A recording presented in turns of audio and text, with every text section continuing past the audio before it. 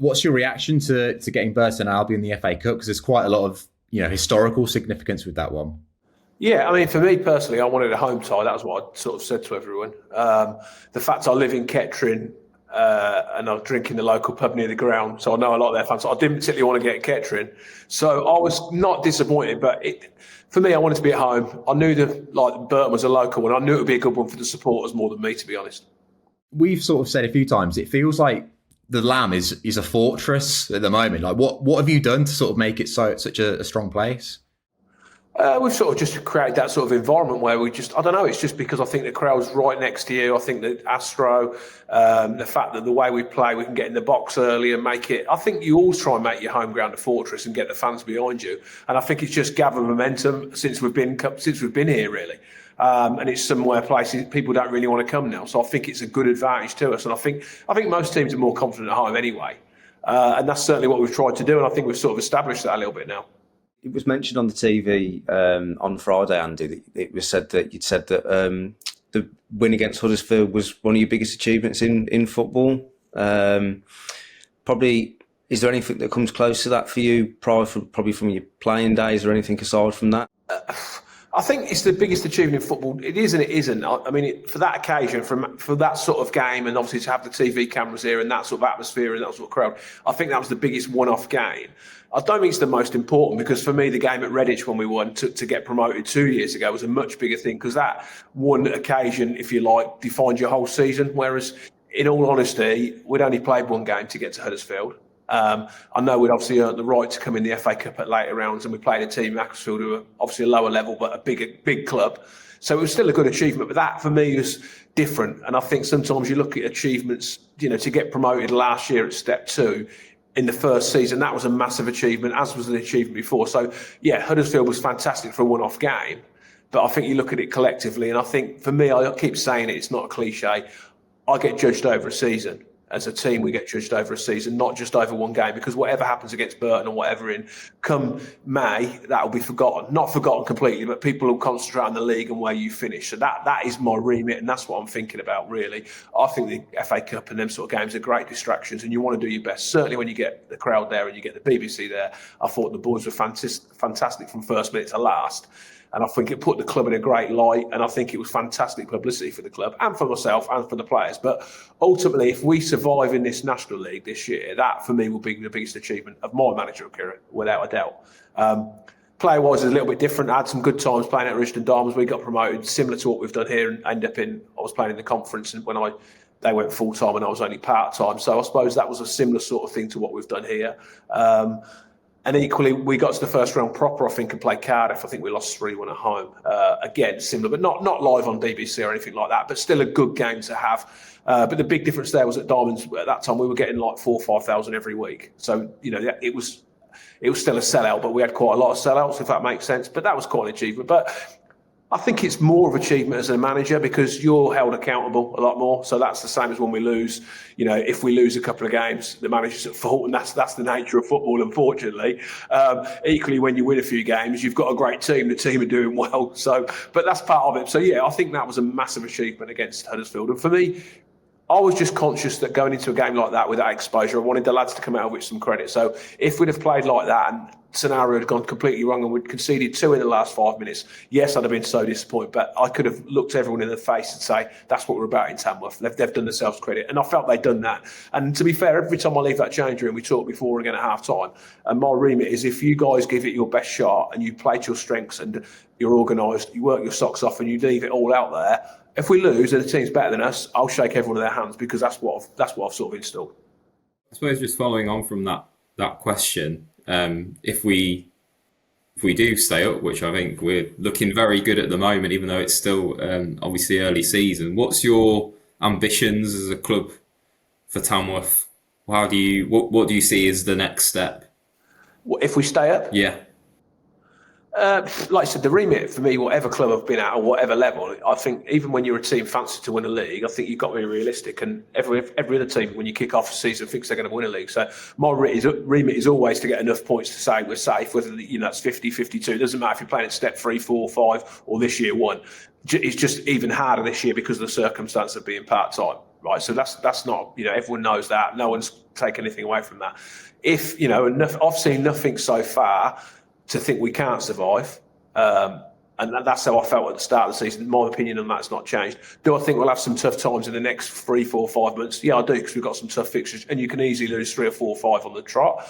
But I also feel we're then capable of winning 2 or 3 on the trot. So that's not a thing. And then, obviously, let's say we do survive, the remit for me next year would be let's survive again, to be honest, because unless we get a massive influx of money and the club go full time, we're going to be left with same sort of scenarios this year, with the same sort of group of players, maybe a few changes, the same sort of budget, the same sort of crowds. So unless we get a multi-millionaire who comes in and says, there you go, Peaksy, you've got 5 times your budget, in which case then I'll be like, wow, can we make the playoffs? Can we do this? So if it stays the same, unless any of you guys have got a spare 10 million you're going to throw at me, I'm guessing from the reaction that's a no, yeah? Sadly not. Me neither. So we'll have to agree to just go what we've got. But no, I think every league, I'd like to think. I mean, I do quite a lot of research on teams, and so if we was in step 3, I'm confident I know every player, every team, every manager, because I've been in it for a few years. Then we went to step 2, which I didn't know a lot about. I knew a few contacts and got away with it. We sort of done so well last year. We kept some. And this year's different again, because I don't know the players in the National League. Because why would it? If I told you I did, I'd be lying. Because why would I know them all? Yes, I know the higher levels. I know the Premiership. I know the Championship because I watch Leeds and I watch teams in that. But this year, I don't. But I'd like to think this time next year, with the proviso that we survive, I'll know a lot more managers. I'll know a lot more players. So hopefully that would make it slightly easier. So what do you think the biggest thing is that you've learned from this?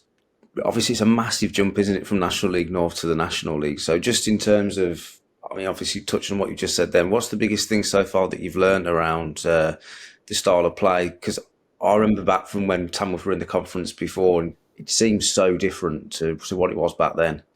Does it? Yeah, that's interesting, because, again, I wouldn't know. The biggest difference I've found from last season is it's not just the on the pitch, it's the off the pitch, if I'm being honest. It's the fact they've got so much time to prepare and look at footage and take training sessions, and they've got so many more staff members to get things organised, and everything's done a lot more professional. We're still working till whatever time on a Tuesday night and rushing to the game and playing. And then if we've got a game on a Tuesday, for instance, and we've got another game on a Saturday, we've got literally an hour tonight, when obviously I end up doing bits and bobs like this, which is fine, part of my remit. But we're having our training session tonight to plan for the next game. Whereas other teams, the game at Barnet, I went and met their guys after, out of courtesy, because they invited me in, even though we'd been thrashed. I thought I can take something from it and I can rack their brains, because they've been in it longer, and I'm also trying to learn myself. But they've got 5 people doing like footage of that. They'd watched us all week. They'd put a plan. They didn't let us have. If you look back at the game, they didn't let us have a throw in their half of the pitch, because they knew what Thompson could do. And so their remit, they had a whole training session of not kicking the ball out. And little things, they'd all got monitors. They just did so much research, and then they put it all into practice and had 2 days training just against us as a team. Whereas, like I said, we'll have a little bit of a warm up tonight, then we'll do some stretching and stuff. We'll do a little bit of a passing drill, and we'll spend 20 minutes on the end of how we think Ebbsfleet will play and how we can counteract it. So one of the biggest differences is for me is the professionalism. That is massive. And the other thing is obviously the quality. Chances are taken. Again, I go back to Barnet. They probably had 8 shots that day and scored 7 goals. They were clinical. Not every team has been, because again, I'm very realistic. We probably beat Aldershot the game after. I think we ended up 4-2 or 4-3, or I can't remember. But they probably had as many chances in that game as what Barnet did, but didn't take the same number of chances. So, go to the first game against Sutton here. They had 1 chance and scored. Hartlepool 1 chance and scored. So in general, taking Aldershot out of it, I think teams are a lot more clinical. Yeah. When you say that as well, because even in the Barnet game, John, you went to that game, and there was even chances in the first half there for Tamworth. Yeah, well, I think we had 2 or 3 good chances to score at Barnet, and then they broke away and scored.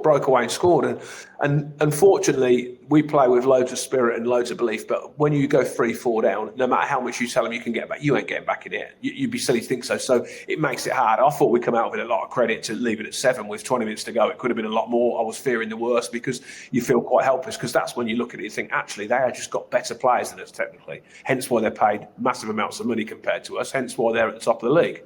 I still think we will have some days, hopefully not as bad as that, but we're more than likely to have them. But them days are not going to define where we finish in the league, in my opinion. It's where we pick our points up. Felt a little bit, Andy, like the Barnet defeat was almost like a turning point, because you look at the results on paper since then, it's kind of Tamworth have been climbing the table largely. Do you feel that from the inside?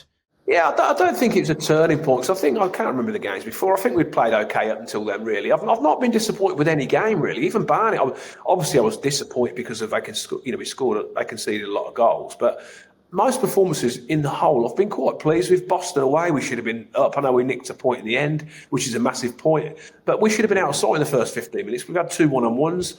Hartlepool here we should definitely have beat. Sutton we should have beat. So we could have picked points. Then it evened itself out. At Braintree we've nicked it where, who thought Thompson was going to do that? He'd never do it in a million years. So we got extra points there. Fylde we scored late on, 2 points. Creaney's nicked us. So I think it is swings and roundabouts, if I'm being honest. But, touch wood, and obviously Saturday's a bit of a after the Lord Mayor's show, because Ebbsfleet will come here as bottom and everyone think it'll be easy. And it won't, because they've got good players. They've been in a lot of games. They've scored a lot of goals. But up until this, I don't think I've been particularly disappointed with performances at all. Even the games we've lost, I think we've been in them.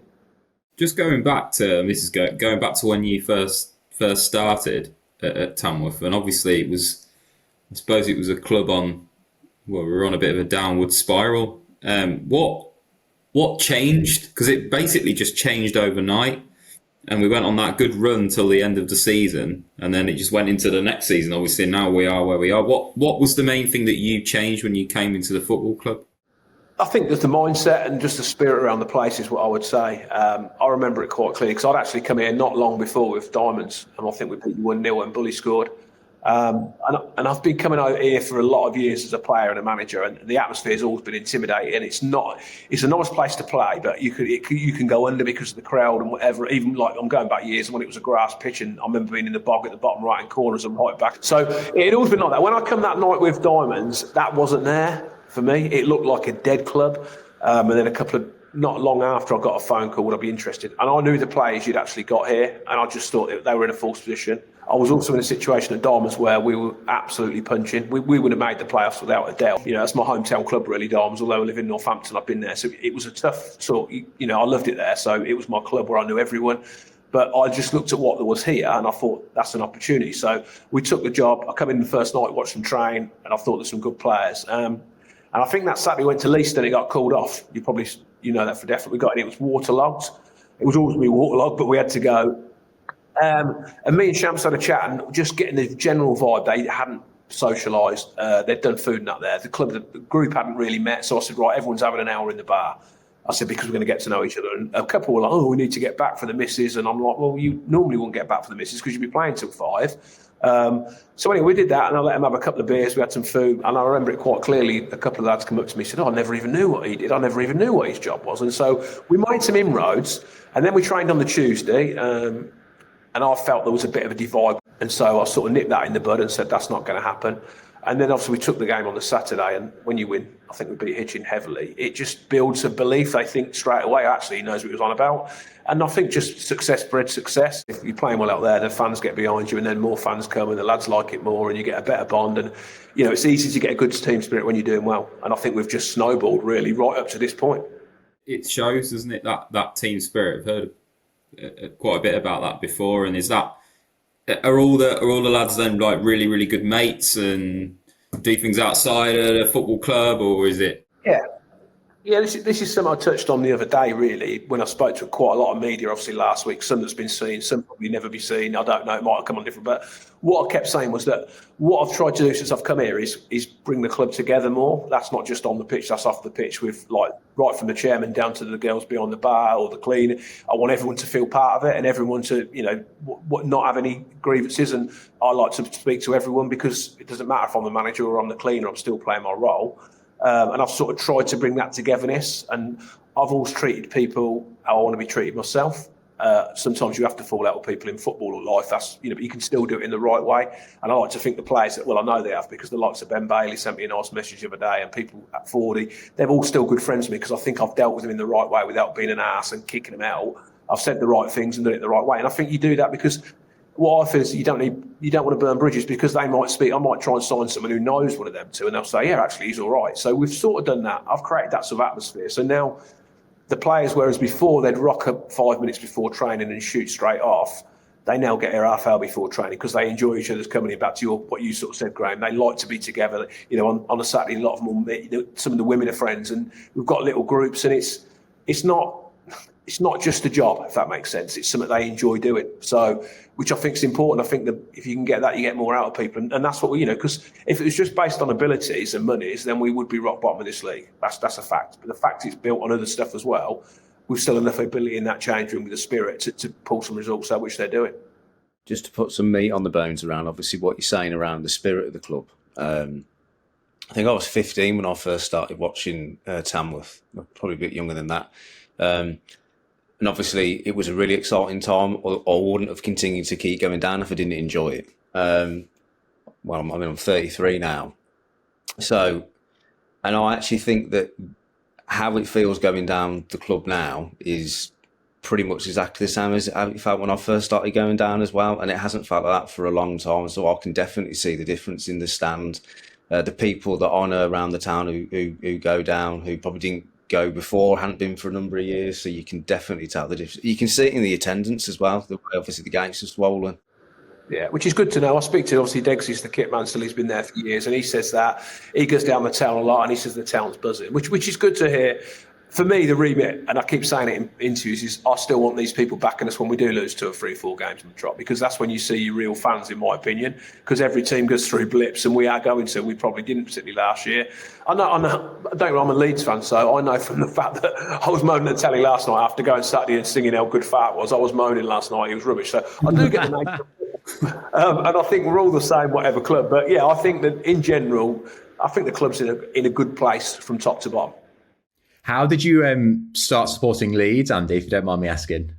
I used to watch quite a few games, and I remember going to friends once to Leeds, and the atmosphere, this was like when I was young, and the atmosphere just absolutely, I was like, wow. And so I went a few games after that and just loved it. And obviously then I've been going, my kids, I've got 2 boys and a daughter. The daughter was my first, Jess. She comes, and I remember saying to her when she played quite a lot of football, you can support any team. I'd never mate you, but you can't support Man U because that's Leeds' rival. So obviously it goes without saying she's a Man United fan. But then I was lucky enough to have 2 boys who are both Leeds mad, so they come with me. So yeah, we've just sort of followed on from there, really. I like watching any football. I love watching Leeds, but I don't hate Man United. I'd go and watch any game. I love watching. My problem is that even when I go scouting on a Tuesday, if I go and watch a team, most scouts watch an hour or 60, 75 minutes or whatever and then depart. But I like to see what's going to happen in the last 15 minutes. I can walk past the game on the race course and whoever it is, I like to watch it. I just generally love watching football, full stop. You have to spend a lot of time doing that then? Like sometimes you won't be able to go to training because you're having to do the scouting as well. It's more difficult this year, to be honest, Graham, because all the games tend to be on the same night. Whereas previous years, teams have played, you might have 4 games one Tuesday and 4 the next Tuesday, or some on a Wednesday, some on a Monday, like Barwell, Redditch playing a Monday. But this league, the conference, it seems to be pretty much set in stone. Archie will probably correct me on this, but that everyone plays on the same night, usually a Tuesday. So I've been very limited as to what I can go. I think there's a couple of games coming up on a Wednesday when we play on a Tuesday. But in general, unless you go and watch one of the National League Cup games or a Senior Cup game, but for me, that's a waste of time because if they come to watch us, I'll have changed my team massively. So you actually travel a long way and learn nothing. I will try and get to watch Burton Albion because they've got a lot of games coming up. So I'd like to go and watch them all. I've got people watching. I do like to watch it myself because you just get a better feel for things than whoever's doing it for you. But it's more difficult this season, definitely. How do you make time for it all? Obviously, it was in the media, Jazz, before the game and then on Sky as well. But obviously, you yourself, part-time as well. How do you fit all of that in? Because you must just be busy all the time. Yeah, it's not easy because I work at a college. Obviously, I took Mondays off college to be at Tamworth, so I do stuff on a Monday. But realistically, and I've said this publicly to Scott and a few people recently, I need to be here more, if I'm being honest. I don't get paid loads at college. I actually quite enjoy working with the kids and helping them, but it doesn't pay great money. It wouldn't take a lot of money for me to come and do a couple of free extra days here. And I think I actually spoke to 3 different managers today, and they're all like, how can you do it? And to be fair, I took it on board. I haven't really said a lot, but they sort of said, you'll make yourself ill if you're not careful trying to do too much, because it is literally too much. So I've got to try and balance it a little bit. But if I'm doing a job, I want to do it properly. And there's just, it's tough. We haven't got enough people behind the scenes to help me do it. You know, I've got Archie who's here all the time. I'm forever trying to ring him, but he's got a million other things to do. Plus, because of our success, he's selling tickets, he's selling shirts, he's arranging stuff. I want him to do this, and it's just a big job. You know, every other manager's full time, even if the players are not. So that says a lot. It is getting tougher. I'm not going to lie. I enjoy it, and I enjoy my college job, but I need to find probably a balance in some point. But I'm enjoying both. Do you think then you would be tempted to go full time as the manager? Yeah, definitely. Yeah, because I could always go back to college. It's a learning support. I could do that another time. And I'm almost at the stage where I'm not being fair to the college because I'm forever popping out of lessons to talk to people on the phone. That has to be done if I've got to get deadlines done. And, you know, I've got players ringing me. I've got managers. I've got club ringing me. And they're great with me at college. They love it. I mean, I've had such a good reception this week because a lot of them teachers as well, didn't even know I did football managing. And obviously, they've sort of, one woman said to me today, I need to speak to you. I think she teaches hair and beauty or something, but she sees me a little bit. I always speak to her. It's quite funny. She goes, I've got bones to pick with you. I said, what? She goes, I was in the kitchen Friday night and I nearly spat my wine out. I could hear your voice on my TV. And her husband was like, what's that with you? She goes, I know him. And we would go, no, you don't. She goes, I know him. So I've met so many different people this week and I do actually really enjoy it there. But it's just too much, if I'm being honest. Too much. Especially with all the travelling as well. That's a right way, isn't it, to get from Hamptonshire? It's a bit of travel, it's whatever. But like I said, we all knew, to be fair, we all knew when we went into this league, when we spoke this time last year, Bob, by his own admission, was delighted to get out of step 3 to step 2. But he did say, wow, it's a big step for the club, and he didn't want to go full time, which I completely get for the players because the revenue, we haven't got to do it. And the last thing I want to do is stuff the club by trying to spend money we haven't got. That's not what I want because that wouldn't help anyone. And equally, even if the club had got it, if he'd have said to me there's an extra blah, blah, blah money, a lot of the players, and I use Jazz as a great example, he wouldn't want to go full-time. Why would he at his age when he's got a good job? And I think we could go through probably 7 or 8, 9, 10 of the players. So it wouldn't really benefit anyone to have gone full-time. So I'm not knocking it. I just think moving forward, it might help me to do a couple of extra days, which we've said, we've talked about. I was curious, Andy, do you ever allow yourself like moments to sort of look back and think what you've achieved at Tamworth since you've joined? Because it is remarkable, really. To be honest, a lot of people ask me this. I don't think I have probably. Even like Friday night, it's probably so many people have shook my hand and I'm like, probably not. It hasn't sunk in.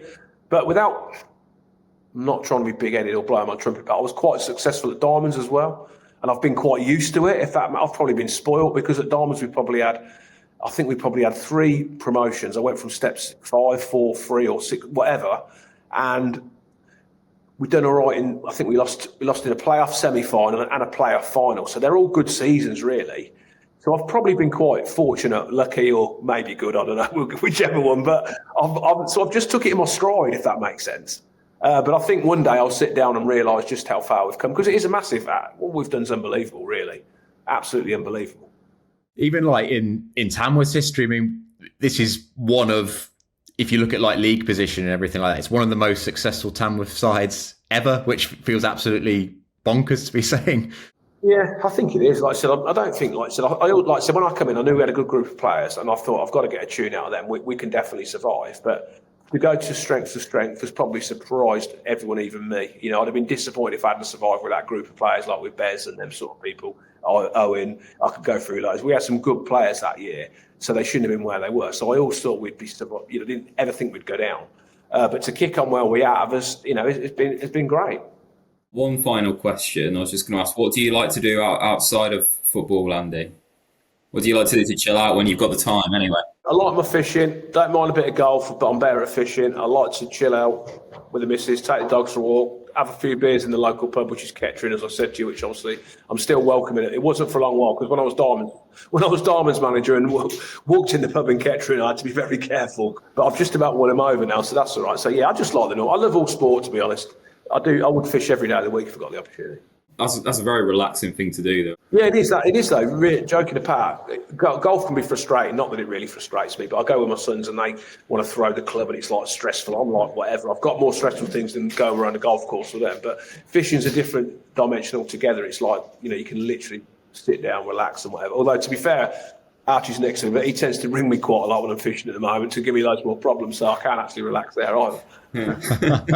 Sign that you were a success, though, Andy, I bet. Yeah, I think so. It's a good sign, I think. Yeah, good sign. Is there anything, Andy, we haven't asked you that you wanted to say while we've got you? No, not really. Just really enjoying it. Keep backing the lads, keep getting the support, and let's make it a good place to be, like from top to bottom of the club, as I've said.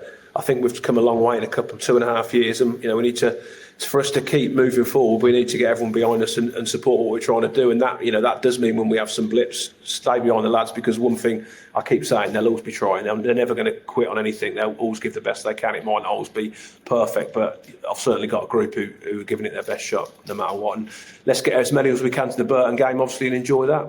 Andy, thank you so much. We really appreciate it. No problem. Nice to see you guys. Take care. Thanks for watching. If you enjoy this video, please give it a like and subscribe to our YouTube channel.